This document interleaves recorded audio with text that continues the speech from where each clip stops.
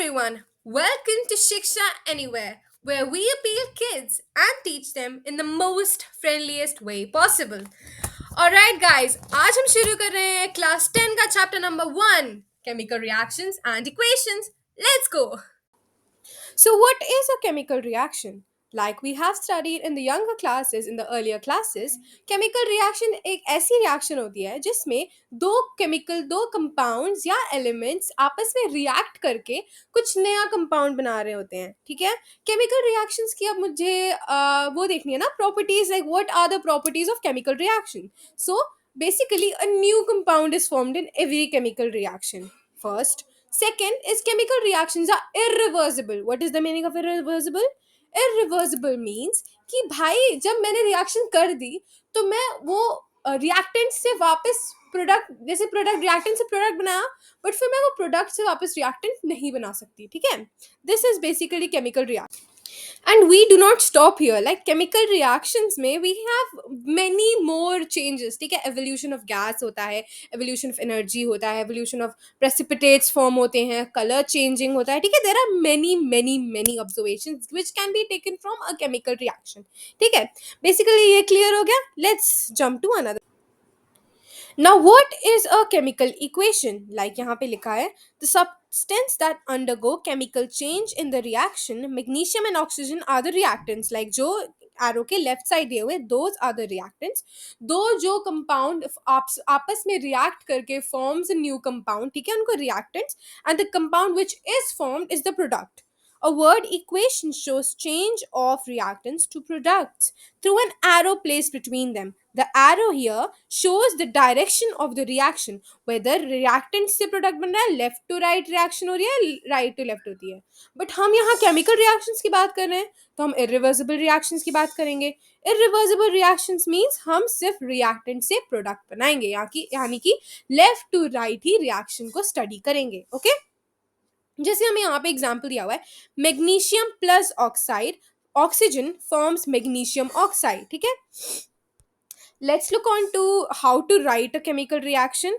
ये हमें यहाँ पे वर्ड्स में दी थी. लाइक मैग्नीशियम का पूरा स्पेलिंग के साथ वर्ड दिया था, ऑक्सीजन के साथ पूरा स्पेलिंग के साथ वर्ड दिया था, एंड मैग्नीशियम के साथ भी पूरा वर्ड दिया था. But we use symbols in chemistry. Like हम एक एलिमेंट, एक कंपाउंड या भी एक एटम को भी डिफाइन या सिंबलाइज करने के लिए एक सिंबल यूज करते हैं. ठीक है. For magnesium you must have studied during class 10th. Now magnesium we use Mg.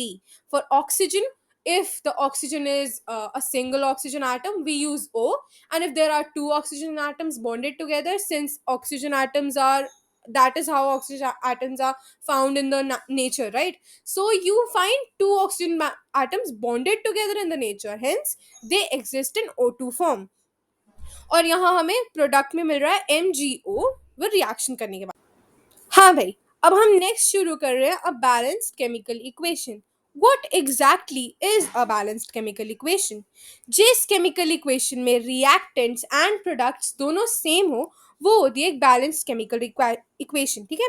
जैसे हमें यहाँ पे दिया, पहले हम पहले वाली इक्वेशन देखते हैं. हमने Mg plus O2 forms MgO लिखा था. रिएक्टेंट्स में देखो तो Mg एक है, बट O2 तो दो है. एंड हम जब प्रोडक्ट्स में देखते हैं तो Mg एक है तो O एक है. ये इक्वेशन इज नॉट बैलेंस्ड, इसलिए हमें बैलेंस्ड इक्वेशन पढ़ने की नीड है. यहाँ पे पढ़ देखते हैं. Zn plus H2SO4 forms ZnSO4 plus H2. अब हम रिएक्टेंट्स देखते हैं.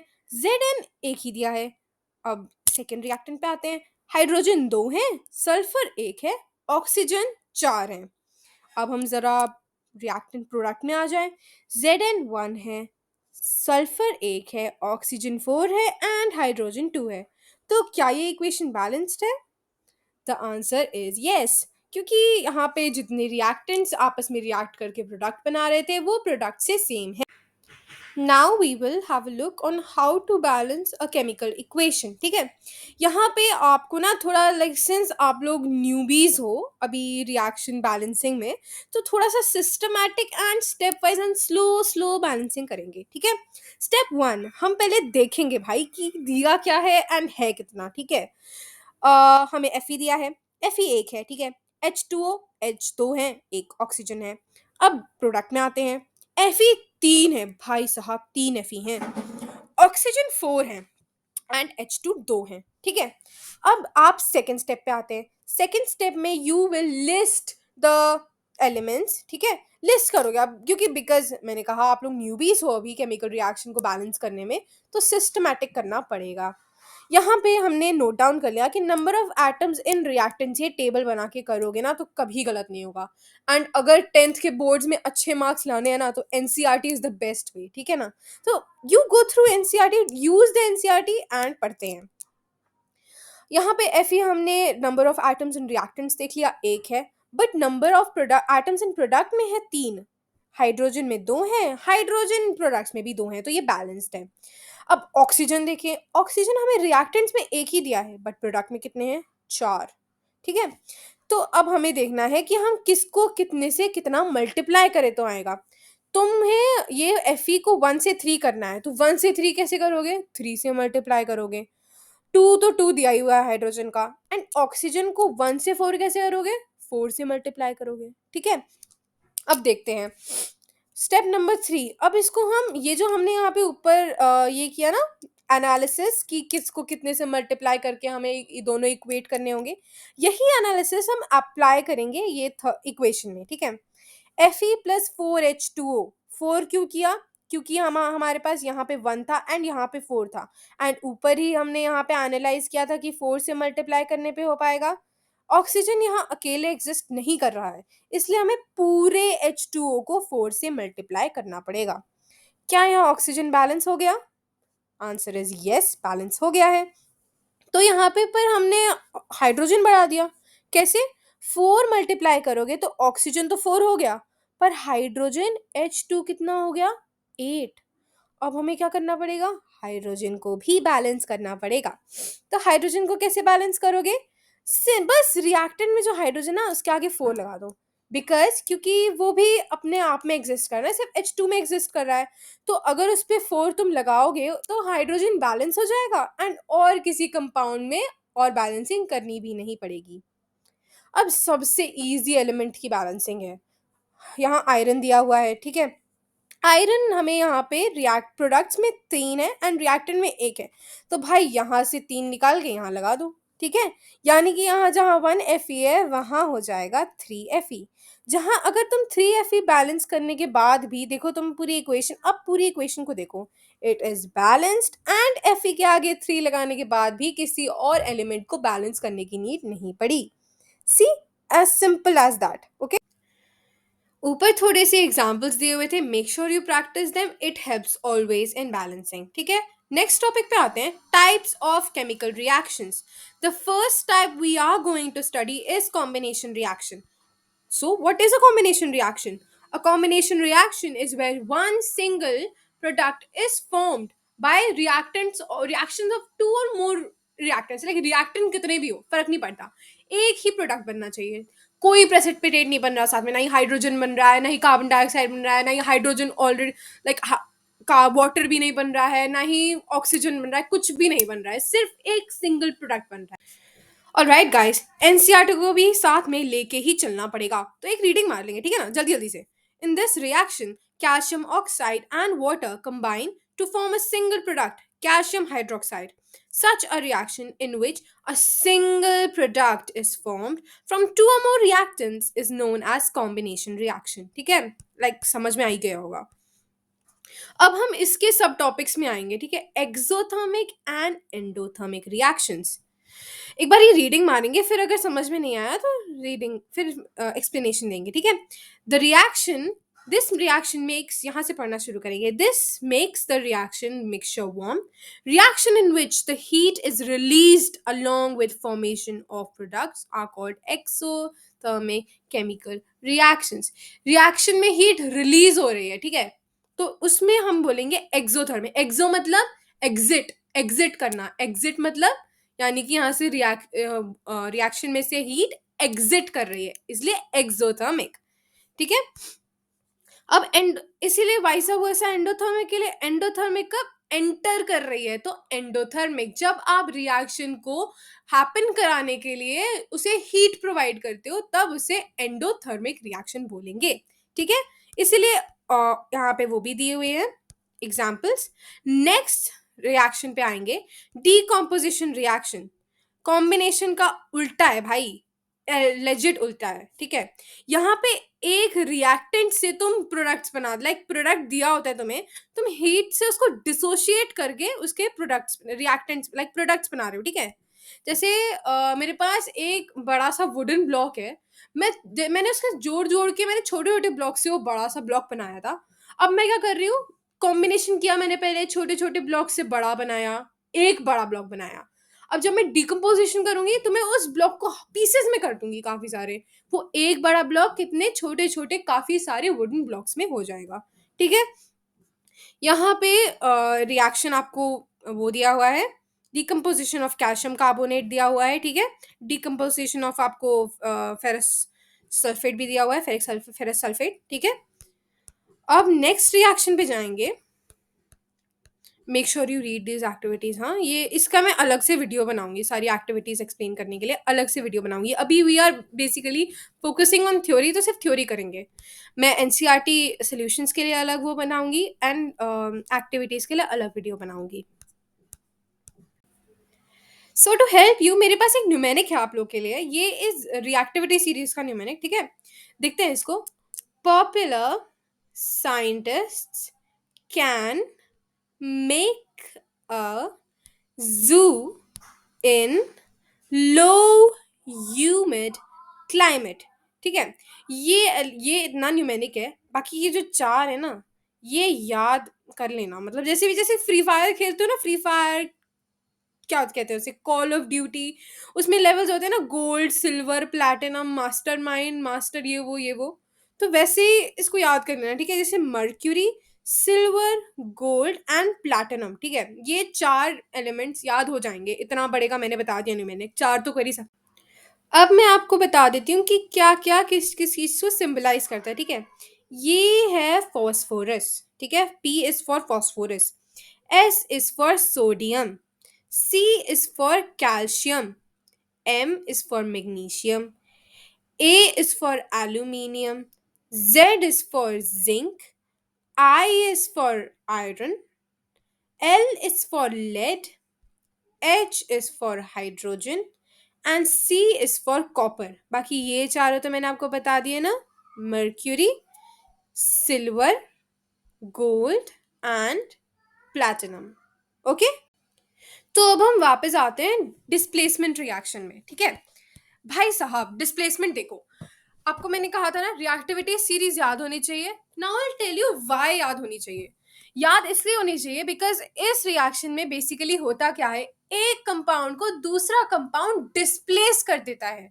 जैसे आपको यहाँ फर्स्ट एग्जांपल दिख रहा है, आयरन है, उसके साथ कॉपर सल्फेट है, ठीक है। यहाँ प्रोडक्ट में क्या लिखा है, अरे ये तो आयरन सल्फेट लिखा है और कॉपर तो अकेला है, कैसे हुआ ये? This is displacement. Since iron is more reactive, is effectively reactive than copper, strong है कॉपर से, तो उसने कॉपर को उसके ही सल्फेट से डिस्प्लेस कर दिया एंड खुद उसकी जगह ले ली। फॉर एग्जाम्पल, मैं एक रेस में हूँ, ठीक है। मैं रेस में हूँ एंड एक और बंदा था जो मेरे से तेज दौड़ता था, पर उसने रेस में जगह ही ली, उसने रेस में पार्टिसिपेट किया ही नहीं, तो उसके बिना मैं फर्स्ट आ गई। बट जब वो रेस में पार्टिसिपेट करेगा तो वही फर्स्ट आएगा ना, क्योंकि वो मेरे से ज्यादा इफेक्टिव रनिंग करता है। इसलिए इसी सिमिलरली यहाँ पे भी, since iron is more effective than more reactive than copper, it displaces copper, ठीक है। एक और रिएक्शन देखेंगे यहाँ पे। फिर कॉपर से देखो, हर यूजुअली तुम्हें ना इसमें कॉपर ही दिखेगा, बिकॉज कॉपर, जैसे हमने रिएक्टिविटी सीरीज अभी देखी, कॉपर काफी नीचे आता है, ठीक है। तो यूजुअली सारे एलिमेंट्स उसे डिस्प्लेस कर ही देते हैं, ठीक है। तो इसीलिए एग्जाम्पल्स में आपको यूजुअली कॉपर ही मिलेगा। यहाँ Zn देखते हैं। Zn plus CuSO4, that is copper sulfate, forms zinc sulfate plus copper. Since zinc is more effective than copper in reactions, it displaces copper and forms zinc sulfate, and copper is let out, okay। Next देखते हैं, lead plus copper क्लोर, देखो फिर copper, बेचारा copper. फिर lead plus copper chloride forms lead chloride plus copper. Similarly, since lead is more effectively reactive than copper, it displaces copper. ठीक है? अब double displacement reaction देखेंगे। भाई यहाँ सिंगल डिस्प्लेसमेंट हो रहा था, जैसे एक को लाइक थोड़ा सा एक को छोड़ दे रहे थे, सिर्फ एक को वो दे रहे थे ना इंपॉर्टेंस, कि एक ने डिस्प्लेस कर दिया, यानी कि जेड ने अगर सी यू को डिस्प्लेस कर दिया तो जेड एन एसओ फोर हो गया और सी यू बेचारा खाली हो गया। बट डबल डिस्प्लेसमेंट में it does not take place like उस वे में। ठीक है, डबल डिस्प्लेसमेंट मतलब दो डिस्प्लेस, जैसे यहाँ पे हम एग्जाम्पल से समझते हैं, Na2SO4 प्लस BaCl2 बन रहा है। अब यहाँ डबल डिस्प्लेसमेंट कैसे हुआ? BaSO4 बना एंड NaCl बना। डबल डिस्प्लेसमेंट हुआ ना, सोडियम को क्लोराइड के साथ मैच कर दिया एंड यहाँ से बेरियम को सल्फेट के साथ हो गया, तो ये हो गया डबल डिस्प्लेसमेंट। अब नेक्स्ट टाइप ऑफ रिएक्शन देखेंगे, that is oxidation and reduction. भाई पर्सनली ना ये तो मेरी फेवरेट रिएक्शन है। ठीक है, अब ये देखते हैं कैसे करते हैं। Oxidation, as the word suggests, addition of oxygen हो रहा है। ठीक है, यहाँ दिखता है एग्जाम्पल में, हम कॉपर को ऑक्सीडाइज करा रहे हैं, प्लस O2 कर रहे हैं एंड हीट कर रहे हैं। तो पहले पहले ये तो बताओ, यहाँ हीट दे रहे हैं तो कौन सी वो हुई, क्या कहते हैं रिएक्शन? एंडोथर्मिक हुई। ठीक है, क्योंकि एंटर कर रही है ना हीट, दे रहे हैं हम हीट, तो एंडोथर्मिक। एंड यहाँ 2CuO बन रहा है। जब भी हम किसी रिएक्शन में ऑक्सीजन प्रोवाइड करते हैं, दैट इज ऑक्सीडेशन। ठीक है, अब यही फॉलोइंग रिएक्शन में देखो तो CuO प्लस H2 हो रहा है। अब हम हीट करें, फिर हीट करें तो मतलब एंडोथर्मिक रिएक्शन है। हीट करने से एंड ऑक्सीजन, ये हाइड्रोजन प्रोवाइड करने से Cu और यहाँ देख रहे हो Cu और ऑक्सीजन सेपरेट हो गया है एंड हाइड्रोजन जो अकेले एग्जिस्ट करता था अब वो वाटर बन गया है। What is this reaction? Since यहाँ ऑक्सीजन को छीना जा रहा है कॉपर से, हम इसे बोलेंगे रिडक्शन रिएक्शन। जब ऑक्सीजन ऐड हो रहा है ऑक्सीडेशन, जब ऑक्सीजन रिमूव हो रहा है रिडक्शन। ओके, अब यहाँ ना हम इसको हाइड्रोजन, पता है हम ना, जैसे यहाँ पे एग्जांपल्स दिए हुए हैं आपको रिडॉक्स रिएक्शन के। What is redox? देखो भाई, हमने ऑक्सीडेशन और रिडक्शन पढ़ा है, तो रिडॉक्स क्या हुआ? मतलब redox is a reaction where both oxidation and reduction takes place. Example देखते हैं, CuO plus H2 forms Cu plus H2O। यहाँ पे Cu का रिडक्शन हो रहा है पर हाइड्रोजन का क्या हो रहा है? ऑक्सीडेशन। एक और एग्जाम्पल देखते हैं रिएक्शन का, ZnO plus C forms Zn plus CO। यहाँ Zn का रिडक्शन हो रहा है, जिंक का रिडक्शन हो रहा है, पर कार्बन का ऑक्सीडेशन हो रहा है। ठीक है, रिडॉक्स रिएक्शन ना हाइड्रोजन की टर्म्स में भी होता है। मतलब जैसे ऑक्सीजन ऐड करने पे ऑक्सीडेशन एंड ऑक्सीजन सब्ट्रैक्ट करने में रिडक्शन, हाइड्रोजन को ऐड करने में रिडक्शन एंड हाइड्रोजन को सब्ट्रैक्ट करने में ऑक्सीडेशन होता है। ठीक है, वैसा वर्सा, जैसे ऑक्सीजन को ऐड करो तो क्या होगा? ऑक्सीडेशन, पर हाइड्रोजन को ऐड करोगे तो रिडक्शन होगा। जब ऑक्सीडेशन को माइनस करोगे तो रिडक्शन, बट जब हाइड्रोजन को माइनस करोगे तो ऑक्सीडेशन। और अब गाइस चैप्टर के एंड की तरफ आते हैं। चैप्टर के लास्ट टू टॉपिक्स को पढ़ के चैप्टर का खात्मा करते हैं। करोजन। अब भाई साहब, जब किसी मेटल या आयरन, कॉपर, सिल्वर, इन सब का ऑक्सीडेशन होता है तो हम इसको करोजन बोलते हैं। Corrosion is basically rusting. ठीक है, एक ब्राउनिश सी, रेडिश ब्राउन सी लेयर जम जाती है जो like is actually the opposite of the metal. Metals are lustrous, but the rusting of iron, have you seen like rust? देखिए lustrous सी, it is brownish and बहुत ज्यादा जैसे होती है ना कुरकुरी सी, like एकदम भी lustrous तो नहीं ही होती है। ओके, तो oxidation of a metal is rusting of iron is corrosion. अब rancidity देते हैं। Rancidity is when fats and oils are oxidized. They become rancid, they smell like, किसी कभी उसको तुम किसी तेल चीज को ना उसमें छोड़ दो, हवा में लाइक खुला छोड़ दो, उसमें से बहुत टाइम बाद ना पंजेंट स्मेल आने लगती है, उसका कलर टेस्ट सब चेंज हो जाता है, तो उसको rancidity बोलते हैं। With this, my lovely viewers, हम क्लास 10 चैप्टर 1 केमिस्ट्री के एंड में आते हैं। I am your tutor and lecturer Ridhima Singh.